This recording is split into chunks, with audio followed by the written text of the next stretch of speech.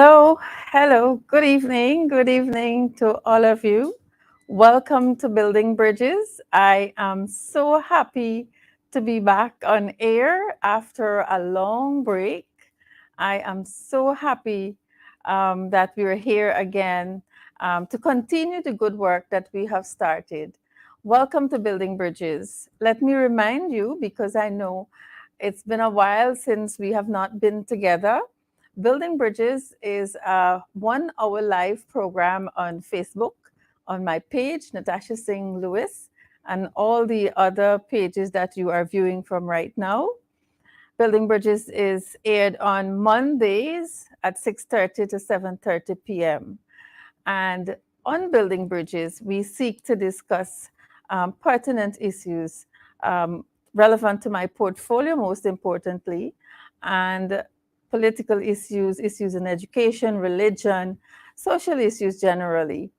And so we spend 1 hour. The emphasis on building bridges is to ensure that when you leave here, for after spending 1 hour, you would have learned something. And I'm hoping that it is something new. This evening, among the things that we hope to get over to you is a hot topic. We would be talking about um, members of parliament on the opposition side not being in parliament today and what was discussed in parliament. And I can tell you it is financial paper 1 of 2022. The hot topic is 44 plus billion dollars. And where is the money? We want to know how this money will be spent, and we want to draw the attention to our Indigenous brothers and sisters. We believe that our Indigenous brothers and sisters are being neglected. I honestly believe so. When you go into the hinterland, to our villages, you will see how neglected they are. And so this evening, we want to talk about that, and we want to bring in some other issues, like the cash grant, the education cash grant.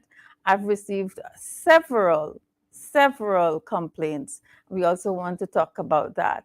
And, I have my brother with me, the Honorable Ronald Cox, who would be sharing building bridges with me this evening. But first and foremost, we cannot go on building bridges this evening unless you share the live stream. Now listen to me. We have credible information. We have information that you need to know and you need your household to know. And so we want you to share the live stream, share it to as many persons possible so that we can get this program going, and we can also allow others to view Building Bridges, to let others know that Building Bridges is back up. And so we can go on. But before we go on, I'm going to take a short break so I too can share the live stream to a couple of people that I promised to share the live stream to. So share the live stream, and I'll see you back in a short while.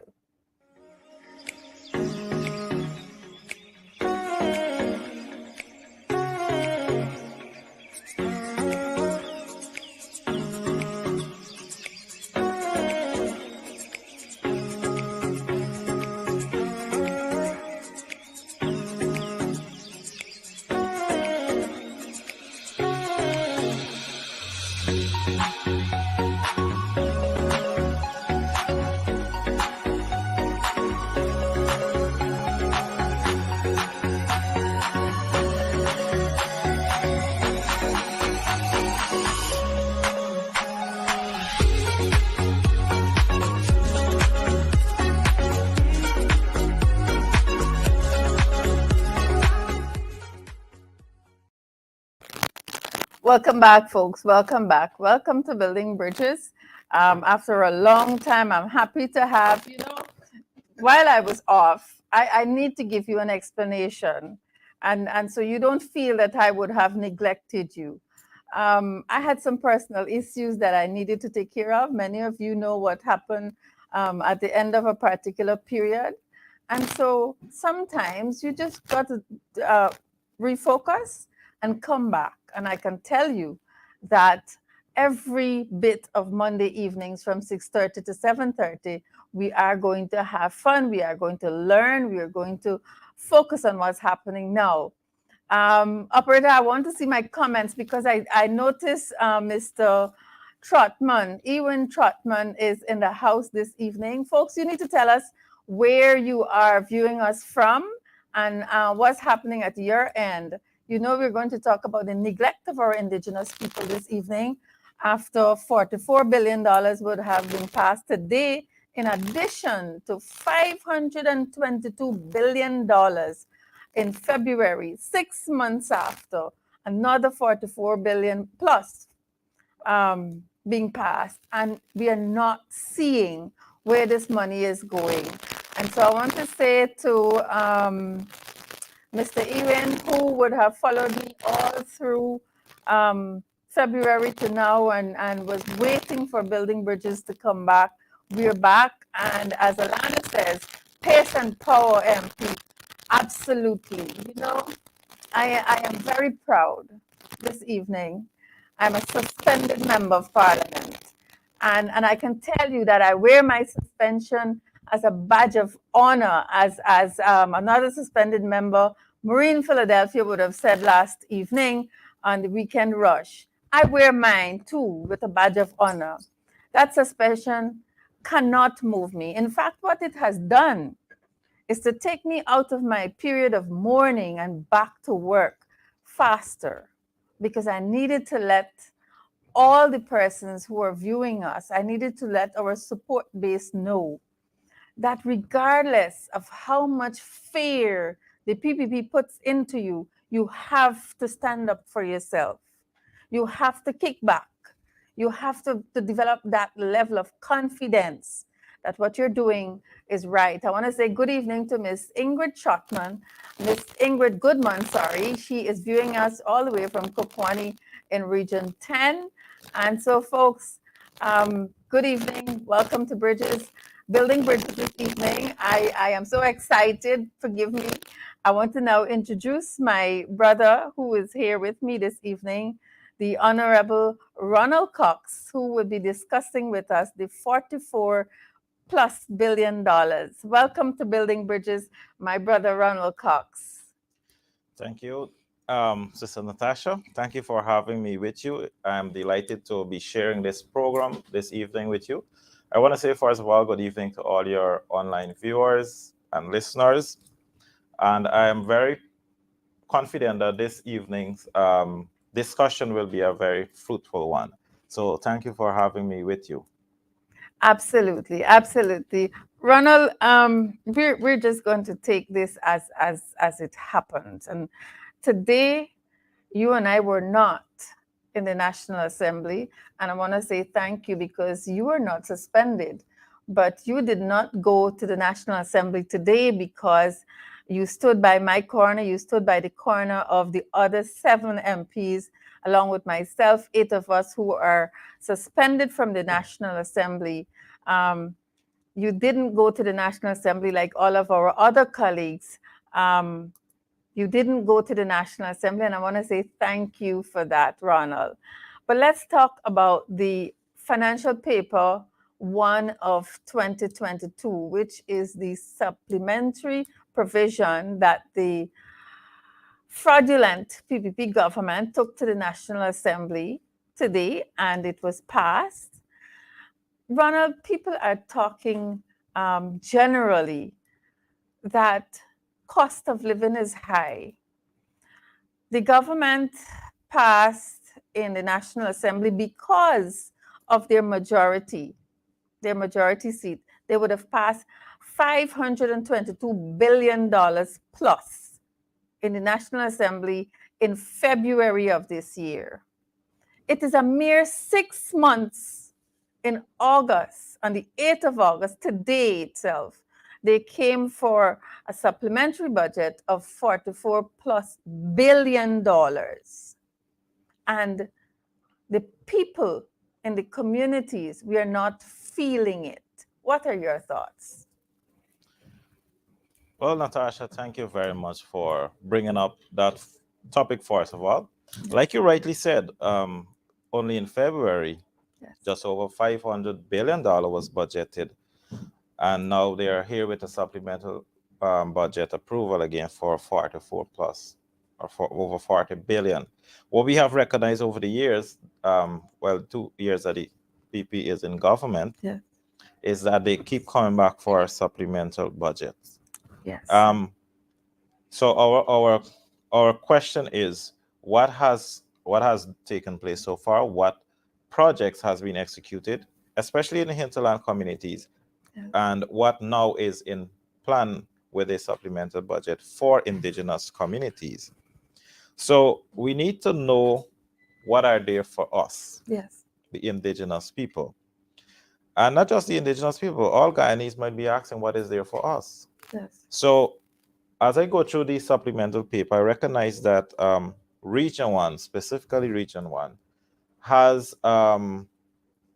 over 16 billion requested, and there's only one reason for that request, as stated on the paper, which is lubricant and fuel. So what we understand from that is that it seems as if Region 1 is preparing to go into campaign mode because they want all this lubricant fuel. Yes. They are planning to head into all the various communities to meet the people at this what we call preparation for a possible election before the end of the year. That's local government election. Yes. So we recognize that there is nothing in there for Region 1 Mm-hmm. Mm-hmm. except for the RDC Yeah. to traverse the entire region in the coming months. So nothing is going specifically to the household, nothing is going to these people's kitchen, nothing is going on the stove, Yeah. and that's what the people need.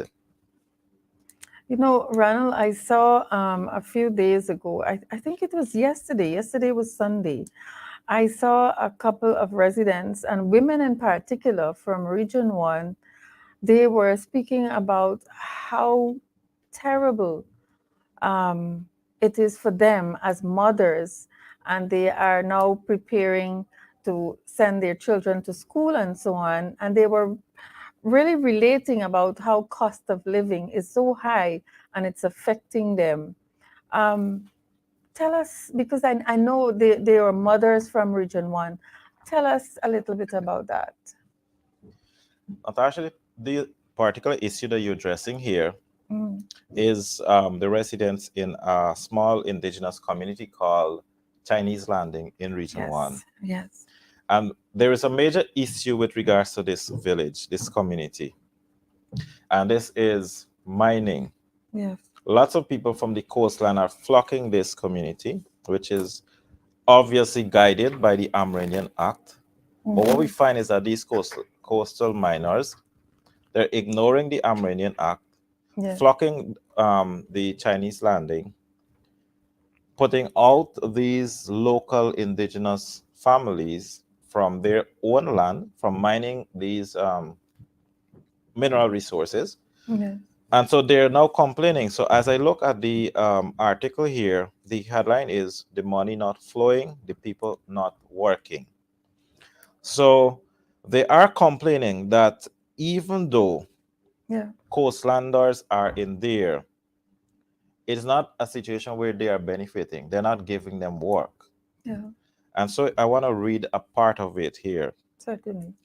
Because of their community's remoteness and the cost of transportation to the Moruca subdistrict, many of these residents engage in subsistence farming, mining, and fishing. The residents are prohibited from venturing into the mines to earn and associate economic benefits that trickle down from mining, and are also being withheld from the village. Though there are over 500 miners operating in the mines, village leaders say they refuse to support community enterprises. Rather they encourage persons from neighboring villages to set up shops in the community. So what they're saying here is that the locals are not involved in Yes, economic activities.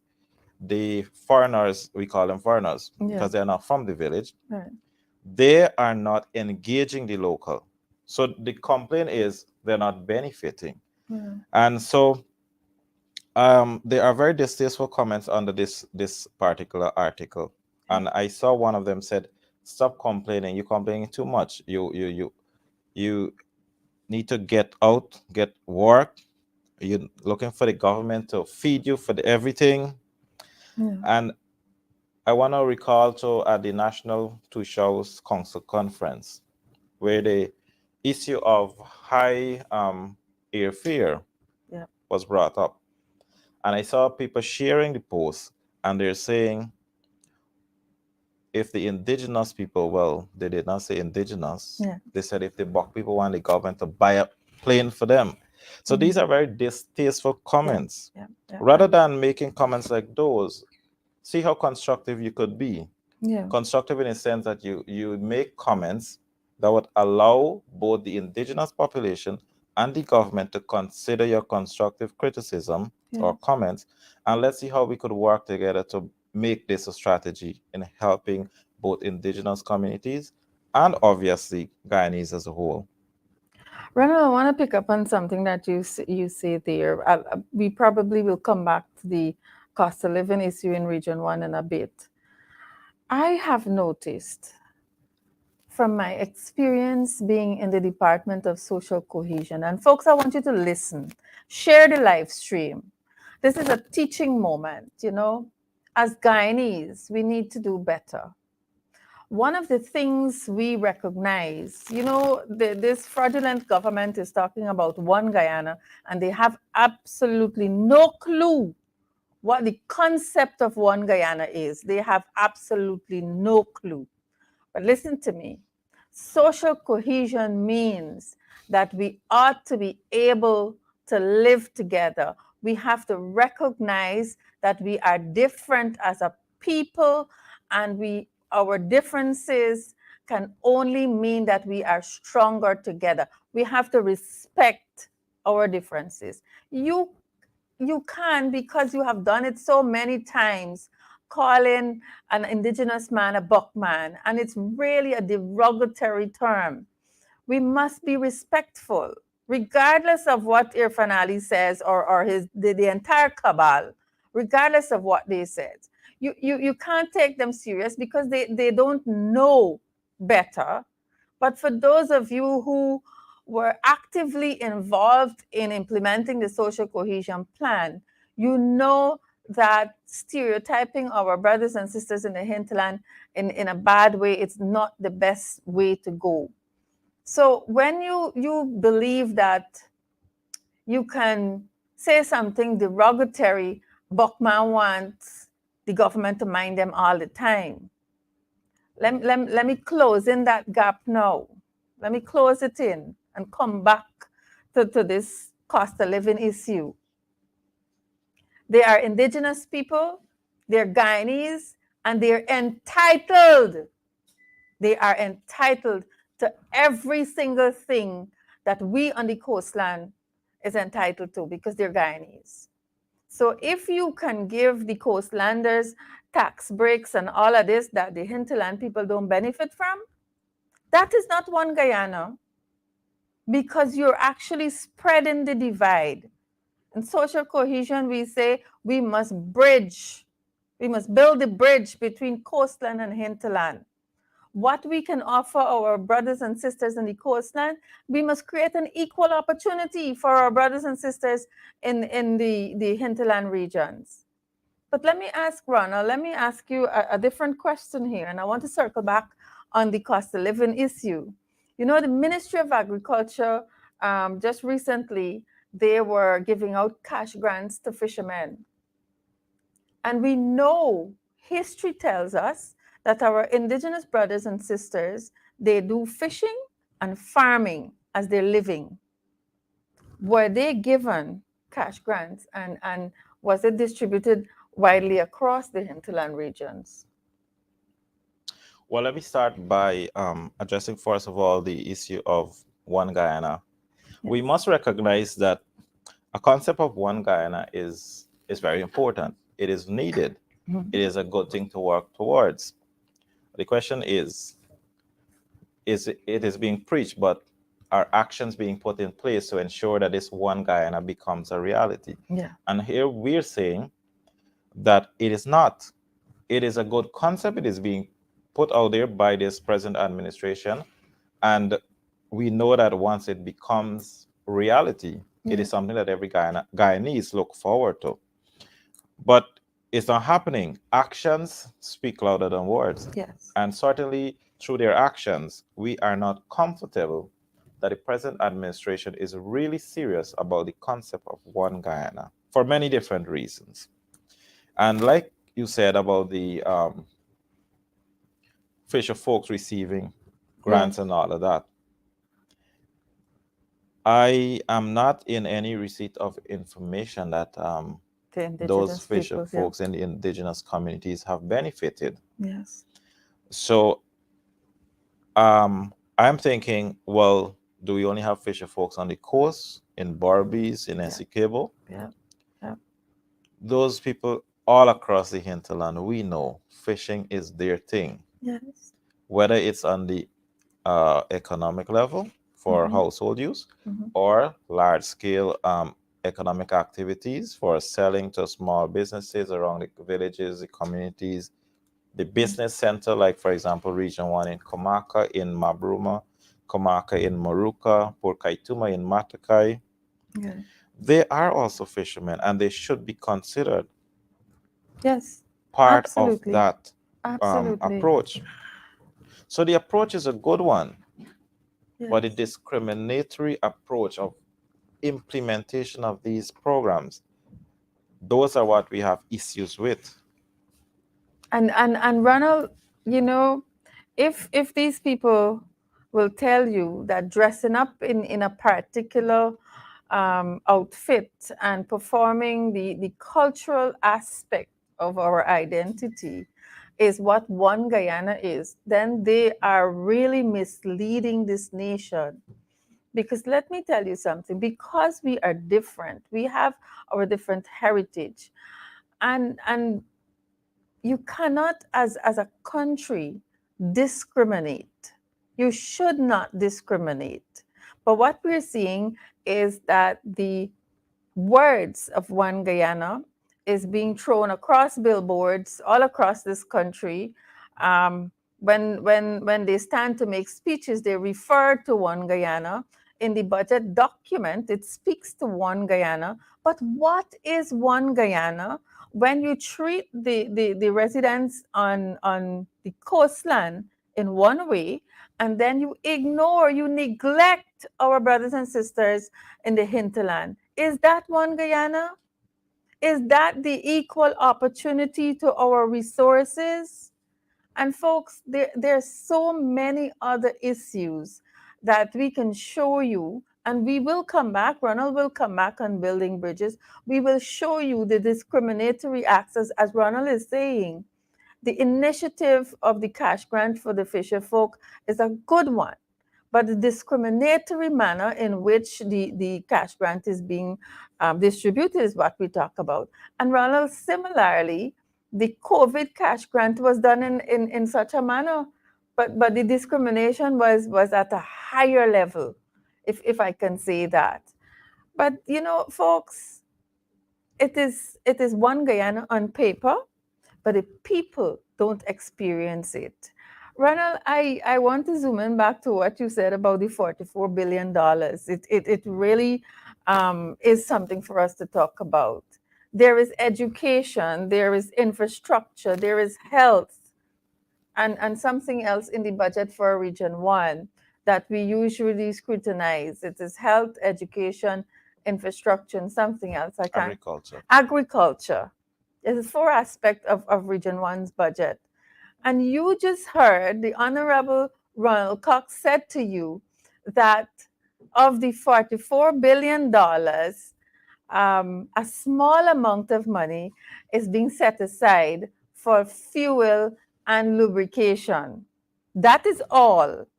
There's two aspects to that conversation, folks, for Region 1. The PPP is preparing for elections. What they're doing is securing money to send to the region to buy fuel and lubricant so that when the cabal from the coastline goes into Region 1, they have access to travel. across Region 1. That is what that money is for. Not no improvement for health. And Ronald, we have to talk about the situation at the Mabaruma Hospital. We have to Certainly. go back to the parents who had to fetch their children from the hospital to the burial ground, and the health sector or the region could not provide transportation. We have to talk about the secondary school. Remind me, please. Northwest Secondary Northwest School. Secondary School. I know there was a West in there. Northwest Secondary School. We know what happened to that school, and we know where it is today. There is no provision. We have not heard recently, I should say, we have not heard either from the media or the Minister of Education what is happening to the West Demerara, Northwest the Secondary. Northwest Secondary School. I'm not sure why I keep going back to West Demerara. Maybe something is happening there. The Northwest Secondary School. So there's nothing in education in this $44 billion. There is nothing in health for Region 1 from this $44 billion. Ronald Cox, Member of Parliament for representing Region 1. Tell us what's happening So there. certainly, Natasha, there is nothing in there for the for any of the programs within the region. There are 5 programs within every region. Well, more so those regions like region 1, 2, 7, 8, 9, and so on. And so, like you rightly said, there is only provisions for fuel and lubricants. We all know where that is going. Yes. So there is no additional provision in this supplemental budget for health, for education, for agriculture, and the other programs within the region. One may argue, or the government may try to argue, that there is provision under the Meridian Development Fund. Yes. That in itself is a broad statement. Yes. And so we know that there are money budgeted there, and the Minister of Meridian Affairs will want to come out and try to justify. Mhm. But what we're saying is that tell us specifically where these monies are going. Yeah. Because what we know is from every budget, a large amount of money is budgeted, yes, for hinterland, Meridian development and all of that. But we are yet to see in reality, the benefit to the communities. Like, for example, it is just past 2 years since this government is in office. And there is no additional road work done in Mabruma. The last road works done were under the previous administration, and they have continuous programs or projects. So you have some of the road being done. I know that the roads from Kosoro to Wanaina is being budgeted in the last budget, and work should have started by now. Yes. But what we're saying is that the additional, there is the Barabina Road that is underwater. What is being done with that? There is the Kaituma to Matthews Ridge Road. Yeah. And so my question to them is, what maintenance program are in the region? Yeah. We certainly know that you cannot go there and within a few days, within a few months, establish concrete roads in all across the region. Yeah. But you must have a continuous maintenance program. And those programs will see at least roads being upgraded in a standard that you could actually use. Your vehicles will be free and everything. But we see, when we see videos from Matthews Ridge and those areas, Barometer and so on, vehicles are stuck.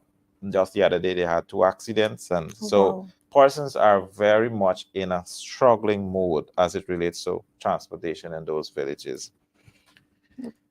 So, and there are more. There are many There more. are more. You Yes. mentioned the Northwest Secondary School. That fire was in 2020, I think it was, or 2021. Yes. Anyway, During their period in government. Yes, and we are ending 2022. We certainly passed the mid-year. And we are yet to see an approach that would say work is being started, and that the Northwest Secondary School is to be a realization again sometime soon. I have engaged the regional authorities. I've engaged even the minister through indirect questions. Yeah. And so I know they're saying that they are in this stage of tendering process and all of that, Mm-hmm. but our concern is it is taking too long. Yes, The absolutely. urgency is not there. And so in Region 1, there we have in Maruma the temporary building. Okay. And speaking from the teacher's point of view, they're saying they just hope Mm-hmm. that that doesn't mean we'll be long term there, because Yes. it's not the best. Yes. You don't have facilities, you don't have a library, you don't have Absolutely. computer lab, you don't have the science lab, you don't have anything. It's just a blank, empty building that we occupied. And So Ronald, it's more. As you're speaking, I'm remembering. It's more than a year that the Northwest District School was burnt. It's more than a year that the North Rumvelt Multilateral School was burnt. On the 21st of July, um, I would have been able to ask Minister Manik Chan the question on the North Rumvelt Secondary School, but they were together. And I'm saying they were together because I remember in the 2022 budget, which was read in February of this year, Ashni Singh said that there is money for the schools. But we know how uncomfortable, and I'm glad that you're raising the teachers' concern. The teachers are very, very uncomfortable in makeshift situations. And the Minister of Education stood in the National Assembly and went around the whole Parliament before telling us that the works for the North Rumvelt Secondary School is underway. They have completed the tendering process, and work should commence shortly. We also asked about the classrooms, the smart classrooms, the library, like you were raising. Those things would have gone up in flames along with the building of the school. And she went around and stop. She didn't answer the question. She went around to talk about the first smart classroom and who made it and which government should be ashamed, all sorts of things, but did not answer the question. So we don't know when North Rumvelt Multilateral School is completed, and when it would be completed, we don't know. We just know that the tendering process has been completed, I believe. We are still to find out if the tendering process for the Northwest Secondary. Northwest Secondary School is completed and when works will commence. And you know that a secondary school is going to take a while to get up. And then whether they will furnish those labs. You know, you have the science lab, you have the IT lab, you have the libraries and so on. They are not forthcoming with information, but the money is in the budget. And the question remains, who is getting the money? Where is the money? Ronald, I want to say, Jaikaran is saying on our live, Jaikaran, thank you for your comment. Jaikaran, Harry Chan says they're thief in the money. And we may not be privileged to say that in the National Assembly because it's an unparliamentary word, but we can say it here tonight. They are thief in the money. That's where it's gone. Rose Chappelle, I'm very happy to have you back here. Thank you for joining us. I see Miss Vashti Megnot is joining us from Canada. She has been an inspiration through my difficult times. She has reached out to me and ensure that there is a good word every morning. Thank you for joining us here this evening. Folks, let us share the live stream. Tell us what you think about the 44 billion supplementary provision that was passed this evening. Tell us what's going on in your community. Tell us about the cost of living. Ronald, I want to zoom in back to this cost of living thing. Tell us Certainly, what's happening. certainly. Tell us what's happening. Particularly, I know for a fact because I was with you in Mabaruma a few months ago, and we did a walkabout in Kumaka. Komaka, yes. Kumaka. We did a walkabout in Kumaka. We spent some time at the waterfront. We spoke with residents. And Ronald, there was one thing you know that affected me very much is when we were going back from dinner, we had dinner at the waterfront and we were walking back to our hotel. It was about 8 or 8:30 in the evening, and I saw women with babies that could not be more than 6 months or probably less than 6 months old lying down at the shop front. A little bit of conversation informed me that they are not Guyanese. They are Venezuelans who are coming over there, but there were many children at the waterfront late night, no place to stay. And listen to me, we're talking about one Guyana. We're talking about because we care. Are we not humans? Are they not humans? Don't we have what it takes in our heart to reach out to those people? Talk to us about those Venezuelans, Ronald. Well, you're right, Natasha. Those persons you witness there, they are the Venezuelan Waros. A majority Okay. of them live, well, they used to live around Can Hill area. Okay. That's where the regional authorities placed them when they came the first time. And so Can Hill was actually referred to as the immigrant location community. Okay. We have, well, I have recommended to several people in the region that these Waros are accustomed, like you rightly said earlier in the program, to fishing, hunting, Yeah. farming. Those are the lifestyle. Yeah. And if you place them far away from the access to a river Yes. on a hill like Can's Hill, in my Absolutely. opinion, you are further causing hardship on them Yes. because they have to walk that long distance on the road, Yeah. bare feet, to get to their canoes, then to venture out into the riverine communities Yeah. to fish, hunt, and farm. Yeah. So I recommend to them, why not transfer them into the closer to the river location? Hmm. And I'm pleased to say that I have recognized that they have since transferred all of them to a Good. village closer to Whitewater, Yarkita side, which will give them access to farming, give them access to cutting cabbage, which is sold to the Amcar cabbage factory, Mhm. which would give them access to the Aruka River, Okay. and so they can farm, fish, and hunt. And so I'm pleased to see that they have actually accepted our recommendation. Yeah. And so I trust that as we speak, those Mhm. people are not as you saw them the last time. I'm But happy. I am happy, yes, Ronald. yes, There's another aspect to the Venezuelan situation that we also need to bring to you because you know I'm going to keep Ronald here until the end of the program. I don't normally get Ronald. You know, he has been on building bridges before, but it was by Zoom, Zoom. and sometimes the internet is so bad, the infrastructure there is not of the best. And I have him here with me this evening, so I'm going to keep him to the end of the program. I was made to understand, Ronald, that there is a particular strategy with the Venezuelans in the country, and Region One is one of those regions that we've seen. Um, they are making every attempt to get themselves registered in Guyana. And so they recently there was that amendment in the National Assembly to the Registration Act.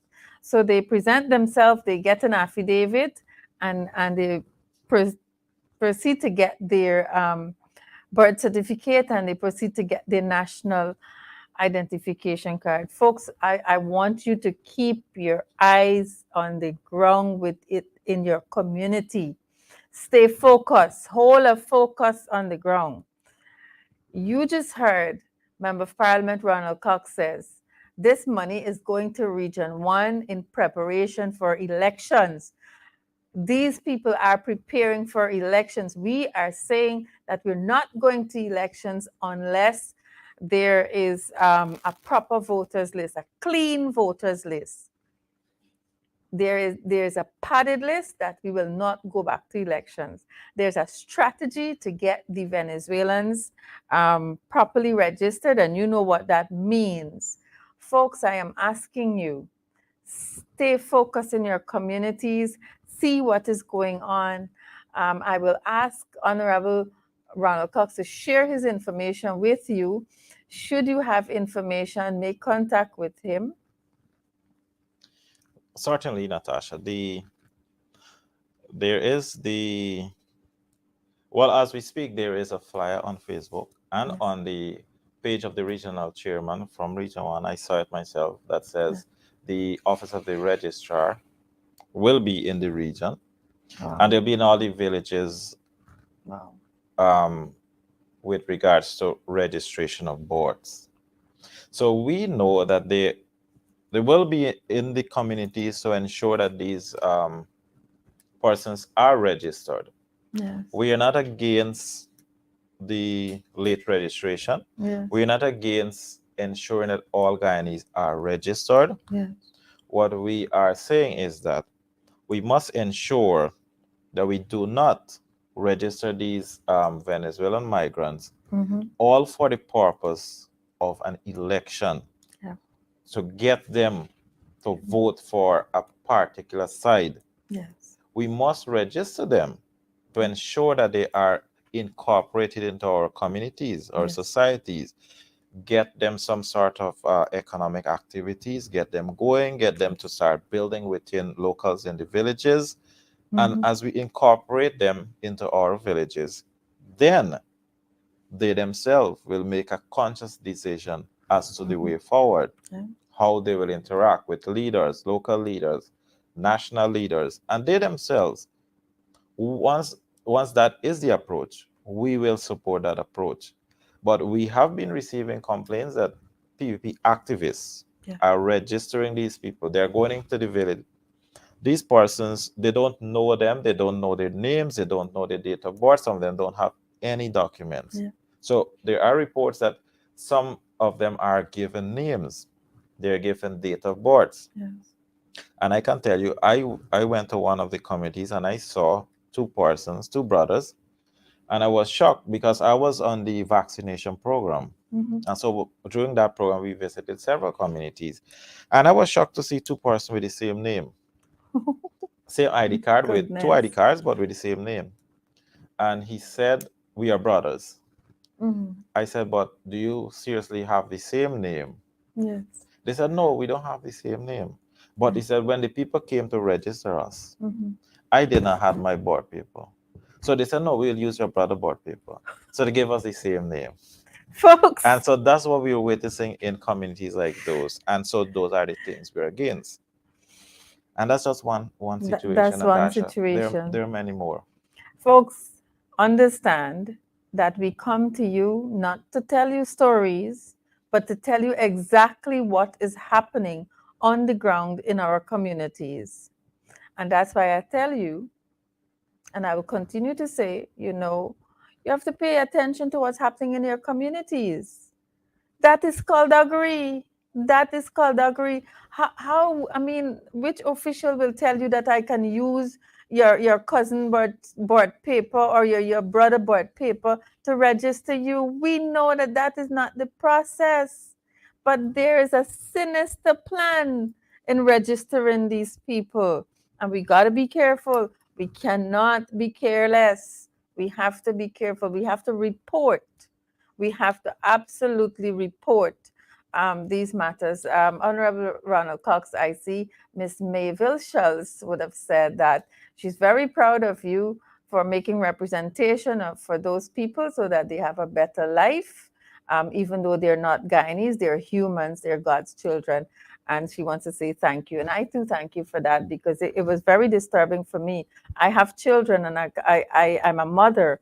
I can't begin to think that a mother is sleeping at a shop corner with children, with babies. I mean, I can't begin to think what that might be for that person. Whether you're Guyanese or not, you're a human being, and we should start from that level. Run one, I know I can't even believe we're running up on program time, but I want to ask you your general comments. We live in a serious time in Guyana. Things are really, really tight. Our communities, they look out for any little help that is coming their way. And we know that the sub-regions, the region itself, Region 1, is not excluded from the hardship. In fact, I believe that they're suffering a lot more than the people on the coastland. What would you advise our brothers and sisters in whole? We say whole of focus. We say go along. Better will come. The AP and UAFC will get back to government. What are your comments? Well, Natasha, whether we like it or not, Mhm. whether the supporters of the present administration like it or not, we cannot get away from the fact that, like Cheryl said, things are tight. Things tight, And yeah. they're indeed tight. Things are rough. Hmm. We are witnessing governments across Caribbean countries, for example, like Barbados. They are engaging in mass programs that will see reduction in the cost Cost of of living, living, or absolutely. some measures that are implemented to ensure that they are in Yes. hands with the Yes. citizens of their countries. For example, in Barbados, but this I like to read a few of them. Go ahead. It says the basket of essential food items will be expanded, and these items will not attract value added tax. Yeah. Um, we have not seen of recent Hmm. that this government has an approach to say, let us reduce the value added tax. Right. In Barbados, it has been reduced from 17.5 to 7.5% Yes. for the electricity charge. Yeah. And so this may sound for persons on the coastland, but in the hinterland communities, we are saying similar could be done. Not same, Absolutely. similar. Similar. Yes. Another example is we have seen the president announcing that on the coastland, Hmm. they are likely to provide slings of cement, steel rod for persons who are constructing their homes. Yes. Those are welcome approaches, I'm sure, by Yes. persons on the coast. We in the hinterland communities, we are saying we are not fortunate to build our houses. Well, not everyone then, with cement, steel, and so on. But we build with boards, Hmm. wooden houses. Yes. So why can't the present administration say to us in the hinterland, we will Mm. also provide you with some boards, maybe 1,000 BM of board per family Yes. to assist in the construction of your home? Why can't they say, well, we'll ask you to construct your home, Hmm. but if we cannot give you the materials, we will subsidize XYZ. Yes. Or we can give you the cash Hmm. as a startup to your home. Yeah. So let's say we give each family $200,000 cash Yes.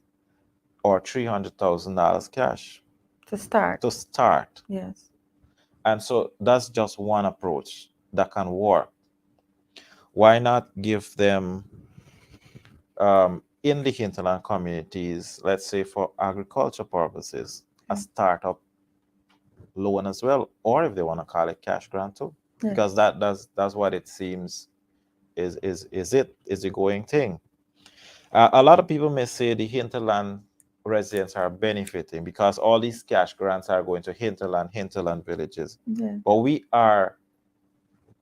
are saying to the government, do not treat the indigenous people as those who you could just, in our local terms, when I speak to the residents, don't pelt us with a 5,000. Yes. Don't pelt us with a 20,000 Hmm. and Hmm. expect us to just say, "Oh, the government is doing things. This is what Yes. we look forward to." Yes. Yes.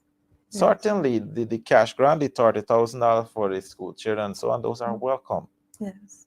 And Yes. those are welcome. Absolutely. But on the long term, What is the what plan? is the plan? What What is the is there? Are plan? you going to continuously pelt the people with a few $1,000s or Yes. $5,000? Which is not We want to see impactful. growth. Yeah. We want to see development in hinterland communities. We want to see the establishment probably in the town like Mabrumo. Yes. What in Georgia we have the commerce. Chamber of Commerce. Yes. Why not establish one in Mabrumo? Yes. Yeah. And so you can regularize the businesses that are coming into the town. Yeah. For example, we had a meeting recently with the regional chairman and other officials of the region and the town council in Mabruma. The meeting was called by the business community because their concern is foreigners are now coming into the community, Yes. and there are numbers of Chinese coming into the community, Mm-hmm. and they want to rent building, they want to establish businesses and so on. Yes. And so the concern by the local business people are, how will the villagers benefit?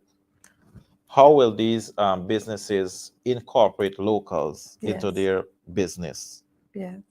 And so I'm saying to them that those questions cannot be easily answered because there's not a functioning chamber of commerce in those regions. There's no And so, coordinated effort. exactly, and we are likely not to fully and effectively benefit Yes. from such programs.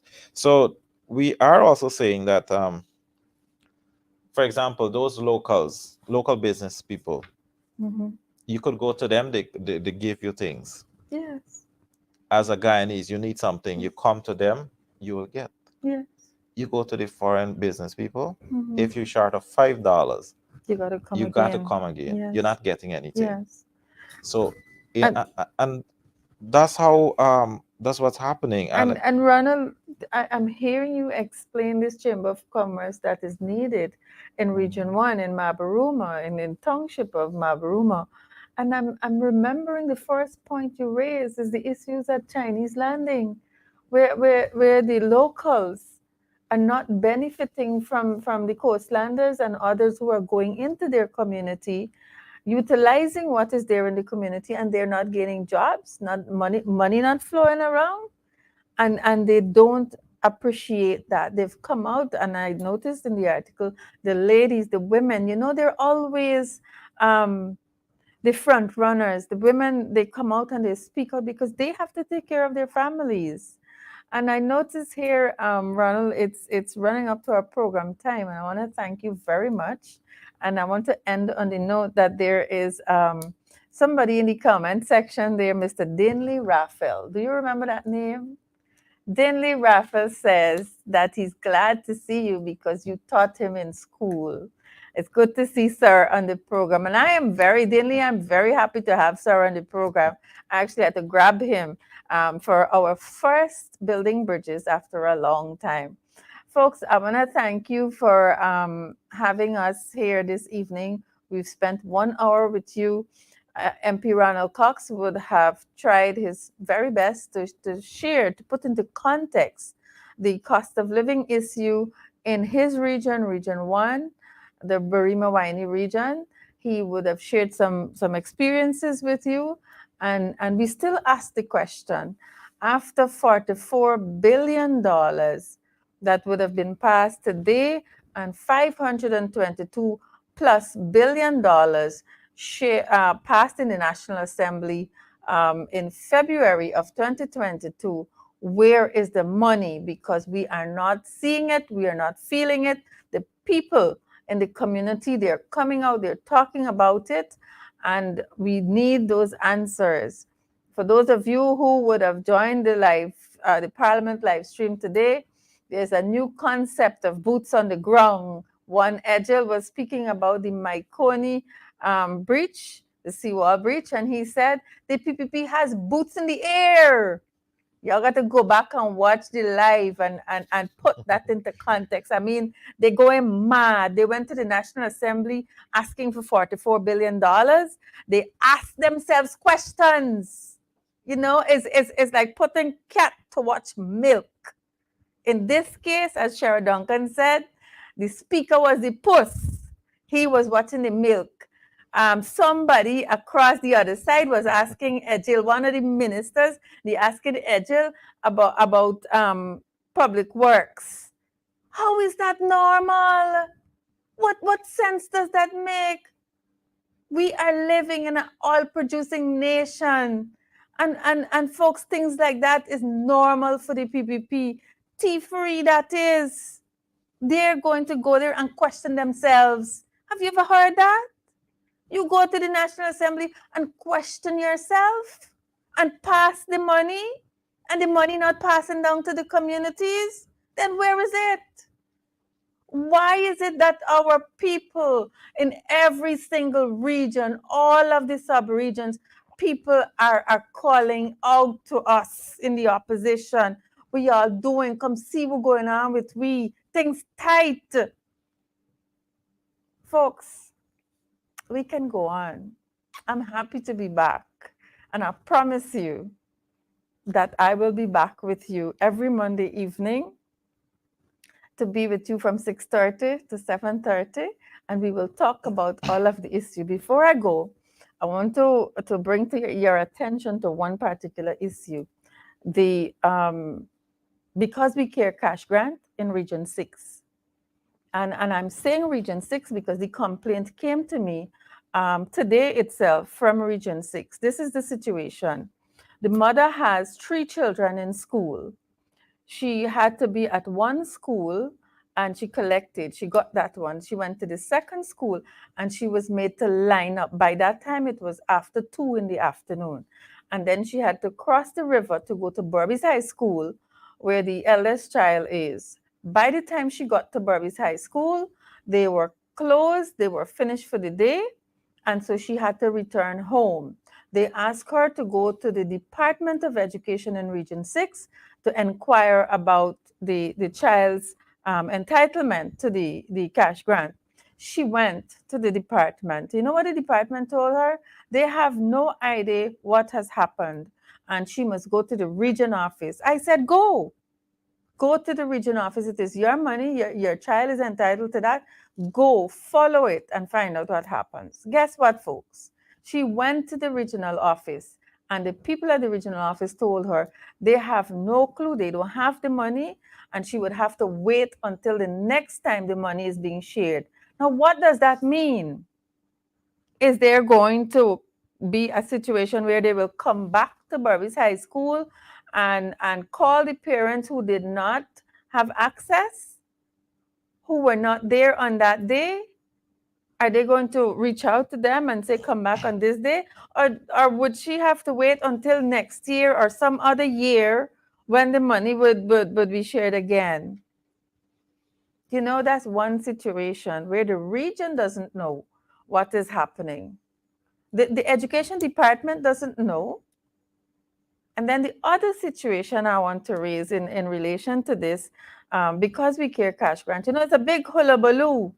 The Minister of Education all over the place, flouncing around, taking out photographs with predominantly one set of people to show that, you know, they're not discriminating. I understand that as long as your name is on the register for 2022, you are entitled to the cash grant. Lo and behold, we're finding out that the students who would have written CXC, and the number is huge, they're not entitled to that cash grant.